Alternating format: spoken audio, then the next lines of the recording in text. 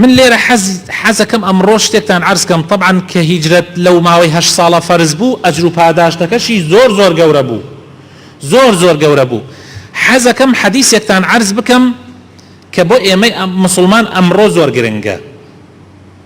أويش حديثك كإمام مسلم بوماني أجريتوا هروها إمام ابن ماجه لما عقلي كري يسار وصحابي في غمري خواه صلى الله عليه وسلم أفرمي في غمري خواه صلى الله عليه وسلم العبادة في الهرج كهجرة إلي في غمري خواه صلى الله عليه وسلم أفرمي عبادة كردنو برستني خواه لكاتي هرجا وەک ئەوە وایە هیجرەت بکەی بۆ لای من هیجرەتکردن چەند فەرز بووە چەند گەورە بووە لە کاتی خۆیان هەر کەسێ لە کاتی هەرجە عیبادەت بکە پەرستشی خوا بکە وەک ئەوە وایە کۆچی کردبێ بۆ لای پێغەمبەری خوا صلی الله عليه وسلم هەرج چییە وعبادتي الشيء أم دوما بس عبادة كردن لهرجا وكوش كردن بولاي پیغمبر صلى الله عليه وسلم يعني شي هرج شيء بيشا باسي هرجا كم أم جارو مسر باسي عبادة هرج خوشة يسكانم ما موسيان من بالاكتبكان أنا باسي عن كردول لو أنا مثلا أفرمن هرج لزماني عربية للغة عربية يعني الفتنة والاختلاط والتباس الأمور ببعضها فتنة واتا آجاوة لزماني آجاوة لزماني أوي كشتكان تيكلبو به حقنا حق تيكلبو به أوي كالحديثة كيف يغمرها هاتوا صلى الله عليه وسلم أفرمي زمانيك دي ليلي أكوي تشتكانوا حق هي راستي هي بلام ليليك رؤى دا لنا وخلقيا خلق كان حقا ليه تيكل أبي لك الله حقا همو كسي ادعاء حقك او كاتا خلق نازاني خلقي عوام بتايبتي اوي كي نروات خزمتي علماء لخزمتي زانيانا نبي نازاني حق چيه ليتيك الابي برشاوي الرونية لشرع شهات وزانيان من فرميانا هرج واتا كثرة القتل وشدته بغير وجه حق واتا كشتن زوري كشتار بنا حق بريقايكي نحق ام هرجة وشي هرجة لچن شويني كتري احاديثي بيغمرها هاتوا صلى الله عليه وسلم عندي كيان عرزي بريستانا كم هم اسفادي هي هم معناي هرجيش وواضحي لويرون ابيتوا امامي بخاري وامامي مسلم بمعنى جرنا ولا ابو هريرة وخوالي الرازي بي افرمن بيغمري خواه صلى الله عليه وسلم فرموي يتقارب الزمان وينقص العمل ويلقى الشح ويكثر الهرج قالوا وما الهرج قال القتل پیغمبر فرموی زمان یک دید لا يعني لباش پیغمبر اخوة صلى الله عليه وسلم واي بيتي دنيا نزيك بيتوا يعني كاتكان زور ليك نزيك ابيتوا واي بيتي حتى كزاني جمعة لدواي جمعة صال لدواي مانغ لدواي مانغ صال لدواي صال زور بسريعي الروا زور بخيراي الروا وعملوا كردوا كم أبيتو قصة زور أبي همو خلص يقصعك خلق زواني دريجة بلام عملي نية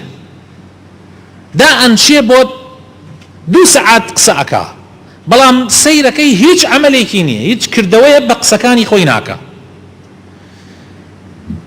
ويلقى الشح واتا رزيلي وبيسكي زور أبي تاواي بيتي براناي برجيتا سر براي خوي باوك لا لكوري خوي ناكاتوا كور لا لباوك دايكي خوي ناكاتوا او نرزيلي وبيسكي زيادكا ويكثر الهرج وهرجيش زور أبي وتيان تشيا اي بيغمري خوا هرج تشيا فرموي كشتن للرواية كتري امامي مسلم وامامي بخاري هاتوا لشقيقة كتابعية أفرمي أبو عبد الله وأبو موسى بيك ودانشتن هرديان صحابي بيغمرن صلى الله عليه وسلم باسيان كرد أبو موسى فرمي بيغمري خوا صلى الله عليه وسلم جوم لي أبوه فرميتي إن بين يدي الساعة أياما يرفع فيها العلم وينزل فيها الجهل ويكثر فيها الهرج. پێغەمبەری خوا صلی الله علیه و سلم فەرمووی لە پێشی قیامەت زمانێ دێ نەفامی زۆرە بێ و علم و زانستی شەرعی زۆر کەمەکا لە ناو خەڵکە و هەرجیش زۆر ئەبێ واتە کوشتاریش زۆر ئەبێ. إمام مسلم أبو هريرة وبما نجرته الحديث كأفرمي في غمر إخوة صلى الله عليه وسلم فرمي والذي نفسي بيده لا تذهب الدنيا حتى يأتي على الناس يوم لا يدري القاتل فيما قتل ولا المقتول فيما قتل فقيل كيف يكون ذلك قال الهرج القاتل والمقتول في النار. في غمر إخوة صلى الله عليه وسلم فرمي أم دنيا سين بوزاتي كنفسي مني بدسك الله دنیا تەواو نابێت تا زمانێ دێ وای پێێ ئەمە نەکوشتار زۆرە بێ لە ناو خەڵکە نەبکوژ ئەزانێ بۆ خەڵکی کوشتووە نەکوژراویش ئەزانێ لەسەر چی کوژراوە. وتیان ئەی پێغەمبەری خوا چۆن؟ فەرمووی لە زمانی هەرجە لە زمانی لەو زمانەی کە کوشتار زۆر ئەبێ خەڵک سەری لێ تێک ئەچێ پێغەمبەری خوا صلی الله علیه و سلم فەرمووی ئەو کاتانە بکوژ و کوژراو لە ئاگری جەهەنەمان. يعني او كسي دسي بچێتە خوێنی خەڵک لەو زەمانە هەر لە ئاگرایە ئەوەشی کە ئەکوژرێ کە بەشدارە لەو شەڕانە بەڵام ئەڕوا لە جاتیەوەی خەڵک بکوژی ئەی کوژن پێش ئەوەی خەڵک بکوژی ئەی کوژن نەک ئەو کەسەی کە لە ماڵە دانیشتۆ و تۆپێکە داتەبان ماڵەکەیە یان ئەو کەسە دانیشتەوە تێن لە ناحەق ئەی کوژن ئەوە نا. ئەمە ئەو کەسانن کە بەشداری ئەو جەنگانە ئەکەن بێ ئەوەی بزانن بۆچی بەشداری ئەکەن هیچ هۆکارێکی شەرعیان بەدەستەوە نییە بەشداری ئەکەن ئەڕۆن کەس ناکوژن بەس ئەکوژرێن ئەوانش لە ئاگری جەهەنەمان. نەجات و ڕزگاری لەو ڕۆژانە چۆنە؟ یعنی ئینسان چۆن نەجاتیە بێ چۆن ڕزگاریە بێ؟ طبعا خۆشەویستەکانم ڕزگار و نەجات بوون لە عیبادەتی خوایە وەکو پێغەمبەری خوا صلی الله علیه و سلم لە ئەوڵۆ فەرمووی العیبادەة فی الهەرج کەهیجرة إلەیە. عیبادەتی خوا چۆنە؟ خۆشەویستەکانم طبعا عیبادەتی خوا فەرزە لە کاتی فیتنە و لە کاتی غەیری فیتنە. خوای تعالی یەبەی بۆ عیبادەت دروست کردووە کە لە سوورەتی ذاریات ئاەتی 56 ئەفەرمێ وما خلقت الجن والإنس إلا ليعبدون. يعني خوای گەورە ئێمە و جنۆکەشی بۆ عیبادەت دروست کردووە. بەس عیبادەت خۆشەویستەکانم لە کاتی فیتنەیە لە کاتی ئاژاوەیە لە کاتی کوشتارە لە کاتی ئەوەیە کە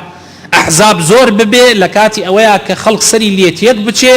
لە کاتی ئەوەیە کە بکوژ و کوژراو نازانن بۆچی ئەکوژرێن نازانن بۆچی خەڵک ئەکوژن ئەلەو زەمانە خۆشەویستەکانم عیبادەت زیاتر فەرزە زیاتر پێویستە بۆ ئەوەی ڕزگارت ببێ. ئینسان لە زەمان فیتنە لە زەمانێکە هەر یەکی ئاڵایەکی بەرز کرد بێتەوە لە زەمانێکە کەوا کوشتار زۆر بوو بێ لە زەمانێکە کە هەموو کەسی ئەڵێ من حاقم لە زەمانێکە کەوا سەر لە خەڵک تێک چوو بێ لەو زەمانە تۆ ڕێگای خوات گرد بێ نوێژ و تاعاتەکانت بە جوانی ئەنجام بدەیت زەکاتی ماڵەکەت بە جوانی دەربکەی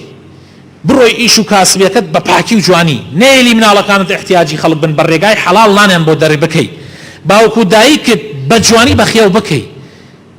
شەرەف و ناموسی خۆت بپارێزی هەوڵ بدەی ڕێگای مزگەوت بگریتە بەر هەوڵ بدەی خەریکی بەشدار نەبی لەو تەفریقە و فیتنە و ئاژا و مەشاکلەی کە خەڵک تێی کەوتووە خۆی بۆ خۆی گەورەترین عیبادەتە وەک ئەوە وایە هیجرەتت کردبێ بۆ لای پێغەمبەری خوا صلی الله علیه